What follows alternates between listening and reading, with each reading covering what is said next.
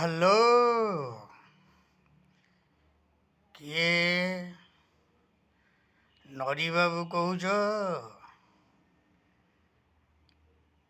ମୁଁ ନାଣ୍ଡୁ ବାବୁ କହୁଥିଲି। ଧେତ୍,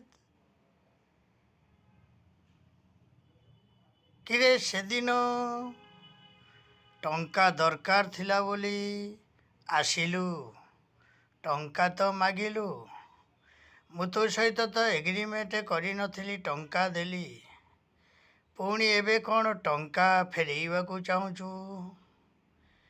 ସାର୍, ମୁଁ ଆଉ ଯାତ୍ରାରେ ଅଭିନୟ କରିବି ନାହିଁ।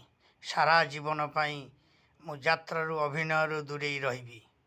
ଧେତ୍, କିରେ ଯାତ୍ରା ଅଭିନୟ ସହିତ ଏହାର ସମ୍ପର୍କ କ'ଣ ଅଛି?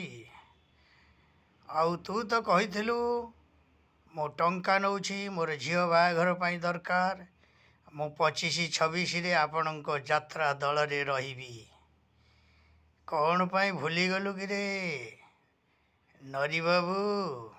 ଧେତ୍, କିରେ ଟଙ୍କା ନେଇଛୁ, ଟଙ୍କା କ'ଣ ଫେରେଇବା ପାଇଁ ନା ସୁଧ ଦେବା ପାଇଁ?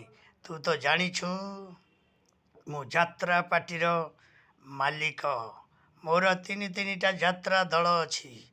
ମୋ ନାଁ ନାଣ୍ଡୁ ବାବୁ।